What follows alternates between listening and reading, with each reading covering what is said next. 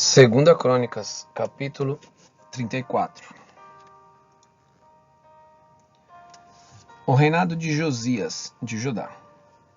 Josias tinha 8 anos de idade quando começou a reinar e reinou 31 anos em Jerusalém. Josias fez o que era reto aos olhos do Senhor, andou nos caminhos de Davi, seu pai, e não se desviou nem para a direita nem para a esquerda. A reforma religiosa feita por Josias.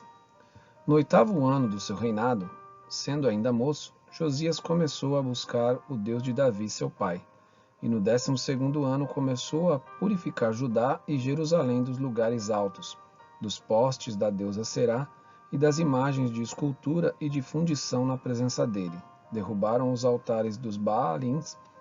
Ele despedaçou os altares do incenso que estavam acima deles.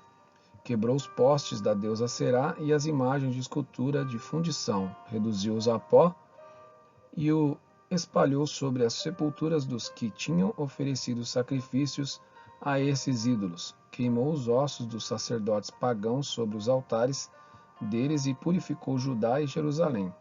Fez o mesmo nas cidades de Manassés, de Efraim e de Simeão, até Naftali, por todos os lados no meio das suas ruínas.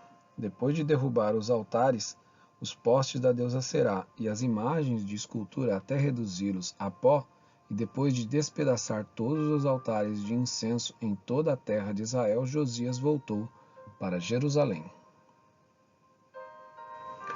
O rei repara o templo. No 18º ano do seu reinado, havendo já purificado a terra e o templo, Josias ordenou que Safã, filho de Azalias, Maazéias, governador da cidade, e Joá, filho de Joacás, cronista, reparassem a casa do Senhor seu Deus. Foram até o sumo sacerdote Ilquias e entregaram o dinheiro que tinha sido trazido à casa de Deus, e que os levitas, guardas da porta, tinham juntado. Dinheiro provindo das mãos de Manassés, de Efraim e de todo o resto de Israel, bem como de todo Judá e Benjamim, e dos moradores de Jerusalém. Eles os entregaram aos que dirigiam a obra e tinham o seu encargo à casa do Senhor, para que pagassem aqueles que faziam a obra, trabalhadores na casa do Senhor, para repararem e restaurarem o templo.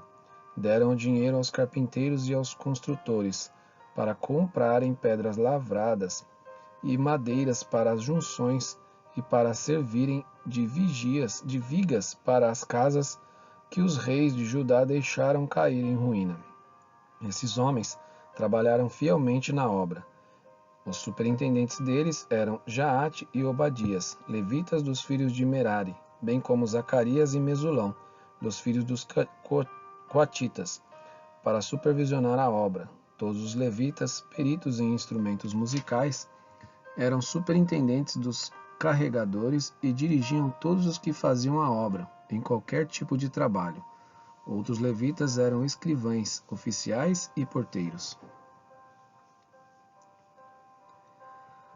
Ilquias acha o livro da lei.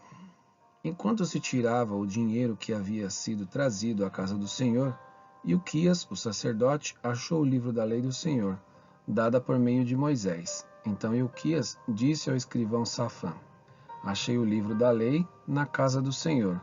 Ilquias entregou o livro a Safã. Então Safã levou o livro ao rei e lhe deu relatório dizendo: Tudo o que o Senhor, ó rei, encomendou aos seus servos, eles estão fazendo. Contaram o dinheiro que estava na casa do Senhor e o entregaram nas mãos dos que dirigem a obra e dos que a executam. E o escrivão Safã acrescentou: O sacerdote Ilquias me entregou um livro. E Safã leu o livro em voz alta diante do rei. Josias manda consultar a profetisa Hulda. Quando o rei Josias ouviu as palavras da lei, rasgou as suas roupas. Então deu ordens a Ilquias e a Acão, filho de Safã, e a Abdom, filho de Mica, a Safã, o escrivão, e a Asaías, servo do rei, dizendo: Vão consultar o Senhor por mim e pelos que restaram em Israel e Judá, a respeito das palavras deste livro, que foi encontrado, porque é grande o furor do Senhor, que se derramou sobre nós, porque os nossos pais não guardaram a palavra do Senhor para fazerem tudo o que está escrito neste livro. Então Ilquias e os enviados pelo rei foram falar com a profetisa Hulda, esposa de Salum, encarregado das vestimentas da casa do Senhor, filho de Tocate, filho de Harás. Hulda morava na cidade baixa, em Jerusalém. Eles lhe contaram o que havia acontecido e ela lhes disse: Assim diz o Senhor, o Deus de Israel. Digam ao homem que os enviou a mim: Assim diz o Senhor: Eis que trarei desgraça sobre este lugar e sobre os seus moradores, a saber, todas as maldições escritas no livro que leram diante do rei de Judá, por terem me abandonado e queimado incenso a outros deuses, para me provocarem a ira com todas as obras das suas mãos. O meu furor se derramou sobre este lugar e não se apagará. Mas ao rei de Judá, que os enviou para consultar o Senhor, digam o seguinte: Assim diz o Senhor, o Deus de Israel, a respeito das palavras que você ouviu. Visto que o seu coração se enterneceu e você se humilhou diante de Deus, quando ouviu as ameaças que ele fez contra este lugar e contra os seus moradores, e se humilhou diante de mim, rasgou as suas roupas e chorou diante de mim, também eu ouvi a sua oração, diz o Senhor. Deixarei que você morra e seja sepultado em paz, e os seus olhos não verão todo o mal que trarei sobre este lugar e sobre os seus moradores. Então eles levaram essa resposta ao rei. Josias renova a aliança. Então o rei deu ordem, e todos os anciãos de Judá e de Jerusalém se ajuntaram. O rei subiu à casa do Senhor, e com ele foram todos os homens de Judá, os moradores de Jerusalém, os sacerdotes, os levitas e todo o povo, desde o maior até o menor. E o rei leu diante deles todas as palavras do livro da aliança que havia sido encontrado na casa do Senhor. O rei se pôs em pé no seu lugar e fez aliança diante do Senhor para o seguir, guardar os seus mandamentos, os seus testemunhos e os seus estatutos, de todo o seu coração e de toda a sua alma, cumprindo as palavras da aliança que estavam escritas naquele livro.